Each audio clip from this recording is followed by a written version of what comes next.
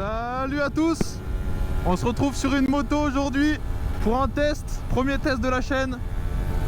Cette moto est incroyable, j'avais hâte de la tester. J'ai plein de choses à dire là-dessus. Et avant d'aller rouler un peu et de la tester un peu, il faut que j'aille faire déjà la première grosse épreuve que l'on fait avec cette moto, c'est tout simplement d'aller faire l'essence. Je vais vous montrer un peu comment ça se passe et après je vais entamer le test parce que j'ai vraiment un milliard de trucs à dire sur cette moto, les gars. Allez, on se retrouve juste après à l'essence. Et vous allez voir, c'est une dinguerie rien que pour mettre de l'essence. Alors déjà, il faut que je descende de la moto. Rien que ça, j'ai pas l'habitude. Donc c'est un doseur d'huile. L'huile avant, faut faire à l'œil. Hop, putain, la galère. SP98. 2 litres environ.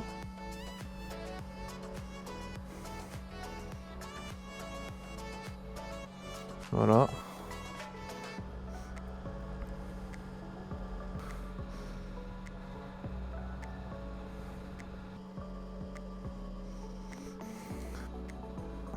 Deux, 3, 4, voilà. J'ai mis 4 litres. Et ce qui correspond à 3% d'huile pour la moto. Ça c'est la galère. Donc les gars, voilà, vous l'aurez compris, on est sur une moto de galère aujourd'hui. Une moto 2 temps. Mais pas n'importe quelle moto 2 temps. Il ne s'agit ni plus ni moins qu'une Aprilia RS 125 2 temps de 1999. Alors pourquoi une moto d'exception? Je pense que vous l'aurez compris, en tout cas avec le début de la vidéo, si j'ai fait bien mon travail. C'est quelque chose qui se fait de plus en plus rare, le 2 temps sur nos routes aujourd'hui. Sans parler des plus grosses cylindrées. Là il s'agit d'une 125, même un peu modifiée, mais vous le comprendrez après, je vais expliquer toutes les pièces qu'il y a dessus. Le modèle au-dessus, la grande sœur, c'est l'Aprilia RS 250 qui est phénoménal. Mais là déjà vous allez voir que c'est pas n'importe quelle moto que je suis en train de piloter. Je vais faire une petite montée, je vais pas rouler beaucoup avec parce que c'est un moteur extrêmement fragile. Un moteur qui a été refait ici quasiment à neuf. C'est une moto qui marche fort dans les tours et qui a pas grand chose en bas régime. Alors c'est ça que c'est une moto qui est de plus en plus convoitée, comme d'ailleurs la plupart des anciens 2 temps qu'on retrouve difficilement de bonnes conditions et chérie par le propriétaire. Mais quand on en retrouve une comme celle-ci dans ces conditions là, ça vaut le coup. Donc elle n'est pas totalement encore à son top. Il faut encore faire des réglages au banc, etc. Mais cette moto je voulais absolument parler parce que sur YouTube on n'en retrouve pas beaucoup. Et pas des françaises en tout cas, ni expliqué en français. Donc il fallait que j'en parle. Allez, on va ouvrir un peu la poignée. On va voir ce que ça donne.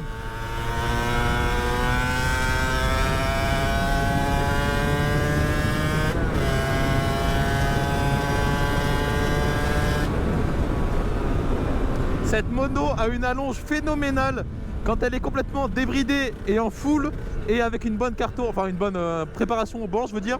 Elle monte facilement à 11 500 tours, ce qui est très haut, hein, et elle marche que haut dans les tours. Il faut savoir que sur celle-là, il y a un petit souci à l'amortisseur arrière qui est complètement mort. Là, je suis en train de conduire sur une putain de planche de bois. C'est super dur, les suspensions sont dures, la selle est dure. Mais ça vibre, ça pue le 2 temps.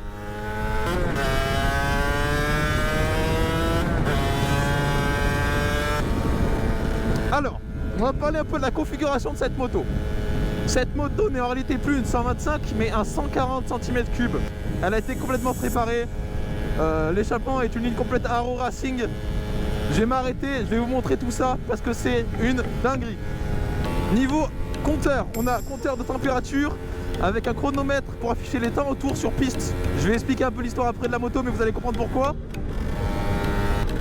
Ensuite, on a le compteur de vitesse à gauche, compteur de tour à droite, tout ce qui est les phares, les clignotants, la béquille. Et ensuite, on a cette magnifique, ce magnifique tête de fourche Aprilia.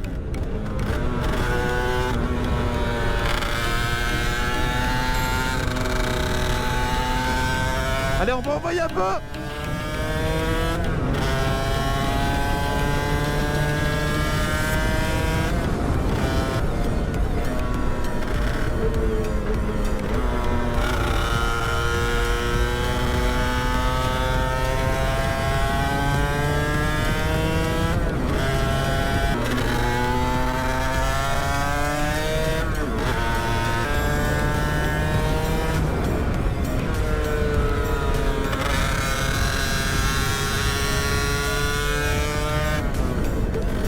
C'est jouissif comme jamais, putain cette moto est extraordinaire. Je vais m'arrêter, je vais faire mi-tour. Je vais faire la descente jusqu'au Belvédère qui est en bas. Et je vais parler un peu de cette moto.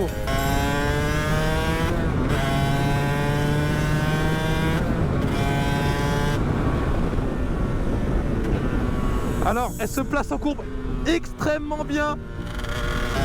Elle ne bronche pas. On sent que c'est du très haut niveau de la part d'Aprilia. On sent que c'est de l'ancienne, on sent que ça marche fort. On sent qu'il y a un truc. Ça vibre, ça pue l'essence, ça pue l'huile. Mais putain, qu'est-ce que c'est bon quoi. Voilà les gars, on se retrouve sur ce magnifique paysage pour parler de cette moto mythique. Alors, vous avez en face de vous, voilà, là en face de vous, une Aprilia RS 125 de 1999. Au bois, elle fait plus de 30 chevaux. Qu'est-ce qu'on a dessus? Un kit 140 cm3 Italkit compétition qui comprend la culasse Italkit avec bon, le piston etc. C'est du très lourd. On a une bielle forgée Italkit carbu Del Orto 34 mm.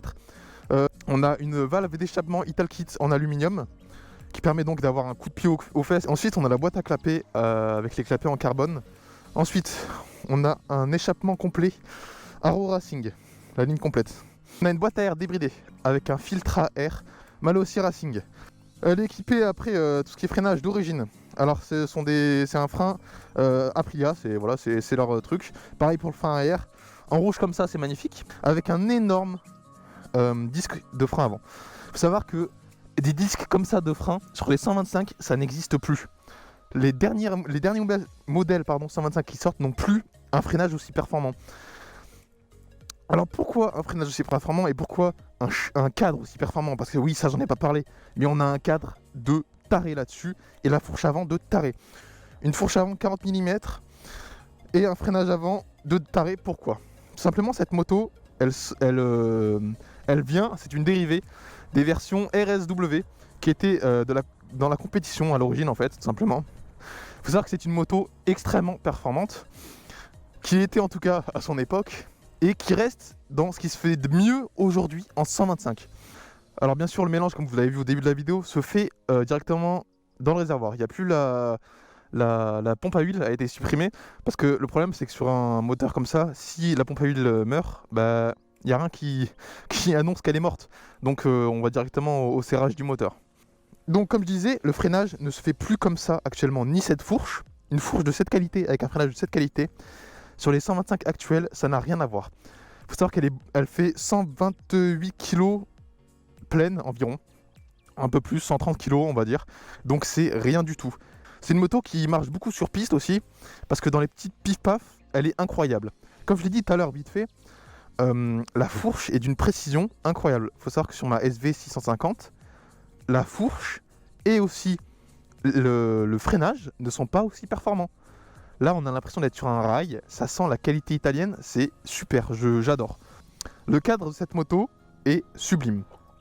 Voilà, vous voyez les détails, etc. On voit les soudures qu'ils ont faites, elles sont parfaites. On a donc une chaîne, bon, là ça se trouve sur la droite, c'est un peu dérangeant parce que moi par exemple sur ma SV c'est de l'autre côté, la chaîne. Mais vu la taille des maillons, on dirait vraiment qu'on est sur une 650, c'est un truc de fou. Je pense d'ailleurs que la chaîne de ma SV est plus fine et plus petite que celle-ci. Vous voyez la qualité, le bras, comment elle a été usinée, c'est vraiment du beau travail quoi. On sent que c'est de la qualité, on sent aussi la différence d'époque.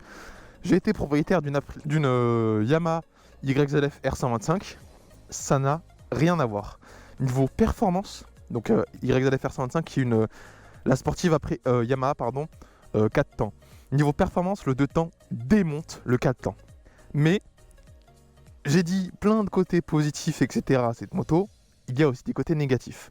Qui dit 2 temps dit consommation d'huile exorbitante. Cette moto consomme, mais c'est un truc de taré. En huile, c'est un truc de fou. Ensuite, consommation d'essence incroyable. Elle vous explose tous les records.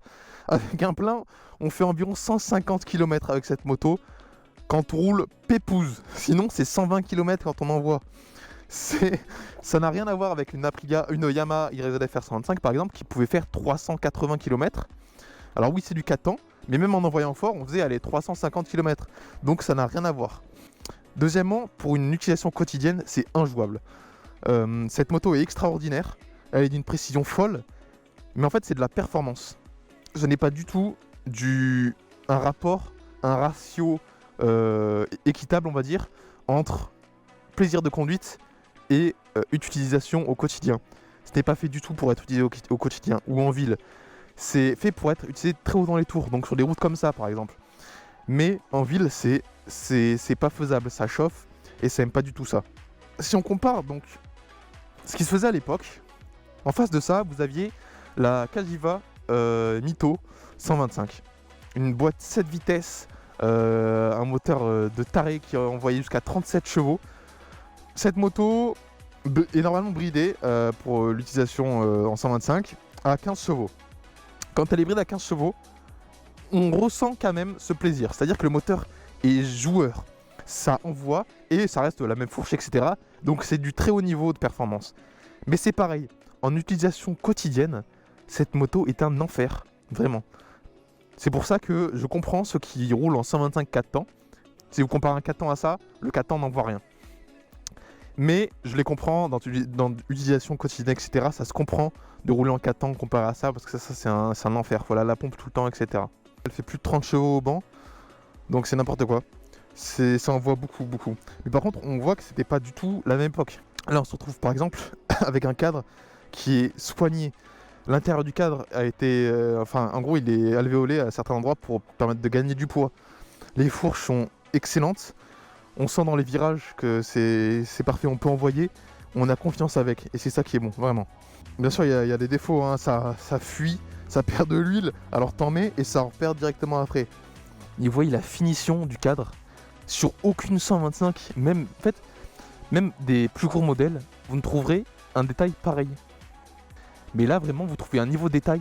Le passage, regardez, le passage de l'amortisseur arrière décalé, c'est un truc de fou. À l'époque, dites-vous, cette moto date de 99.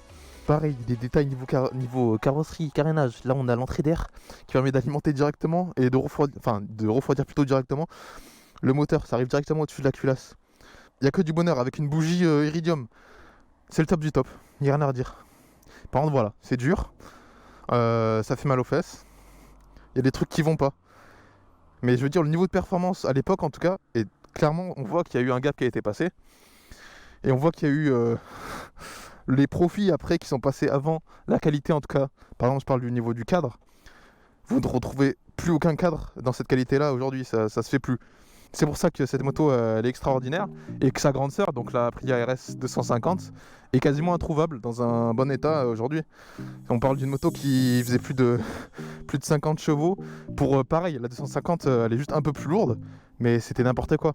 Et c'est des modèles qu'on retrouvait quasiment que sur piste. Donc ils ont été abîmés et on en retrouve de moins en moins. Donc par exemple ce modèle là, pour en retrouver un dans l'état, c'est quasiment infaisable. Ou alors il faut taper dans des très hauts budgets pour la cylindrée. Ça vaut pas le coup à part pour les collectionneurs. Je vous ai fait un petit résumé de ce qu'il y avait sur la moto. J'espère que ça vous aura plu. Je vais faire la descente et puis vous allez voir, c'est n'importe quoi. Il n'y a aucun équivalent en tout cas en moto aujourd'hui. Ça se fait plus des motos comme ça et plus jamais d'ailleurs parce qu'avec les normes anti-pollution qui passent, vous en retrouverez plus. J'espère que ça vous aura plu ce petit test. C'était vraiment histoire de nous rappeler la... Je sais pas si c'est de bon temps parce que bon, là-dessus il n'y a pas d'ABS, il n'y a aucune aide. Même sur la 250 ou sur tous les modèles, par exemple les Suzuki 500 2 temps, c'est un truc de fou. Il n'y a pas d'assistance, il n'y a rien. C'est des motos surpuissantes. Faut savoir qu'entre un 2 temps et le 4 temps, la courbe de puissance n'est pas du tout la même. C'est pas exploitable du tout pareil et on sent vraiment la différence. Je suis en train de suffoquer tellement j'ai chaud les gars. Je vais aller rouler et vous donner un peu de 3 ressentis encore. Vraiment, je vous dis, la fourche est d'une efficacité impressionnante. C'est un truc de fou.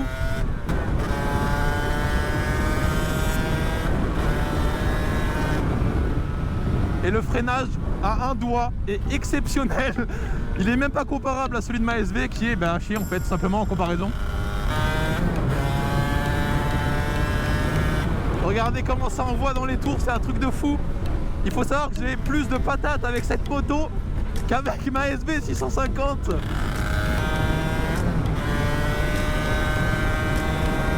quand même garder à l'esprit que je parle ici d'une 125. Alors imaginez les 500 de temps de compétition, ce que ça doit être. En fait, si vous voulez, le prix comparé à une 125 4 ans est raisonnable. Parce que en fait, les 125 4 ans, ils se goinfrent dans l'industrie de la moto 125. Et donc on en retrouve à des motos neuves 125 à 6 000 €. Est-ce que vous vous rendez compte le prix que c'est? 6 000 € pour une 125? C'est n'importe quoi. Là, le plaisir est incroyable, ça n'a rien à voir. Ça, oh, c'est un ride. Quand on fixe l'œil quelque part, la moto il va. Ça ne bouge pas, ça ne bouge pas. Le train avant est plus performant sur cette moto que sur ma SVS. Ça plonge pas, la fourche avant plonge pas.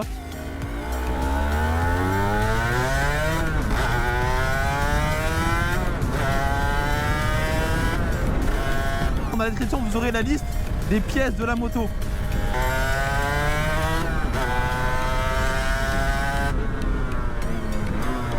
Ah, le frein est dur, putain.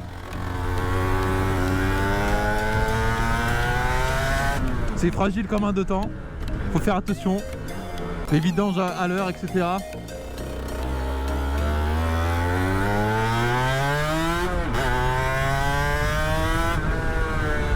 Allez, on va envoyer un peu les gars. Voir ce qu'elle a dans le ventre. Oh, la reprise est hallucinante par contre, il y a vraiment rien à dire. Ah ouais, non, putain, c'est... Oh là là.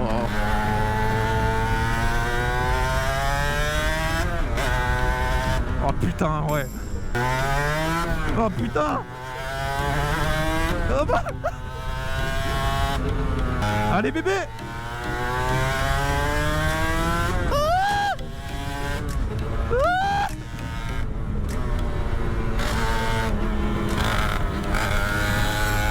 Par contre, ouais, quand on est mi-régime, il n'y a plus rien. Oh.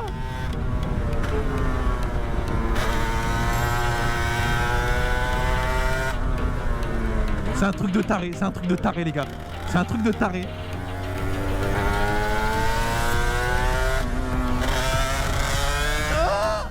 Oh, dans les tours, c'est incroyable. Oh, bordel de merde.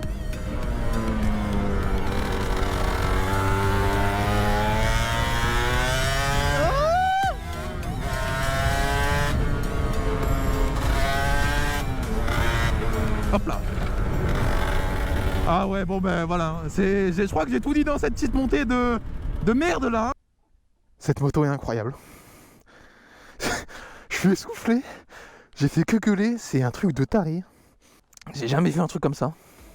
Puis les pneus, le train de pneus Mitas Sport Force Plus là-dessus, bah laissez tomber quoi. Bon.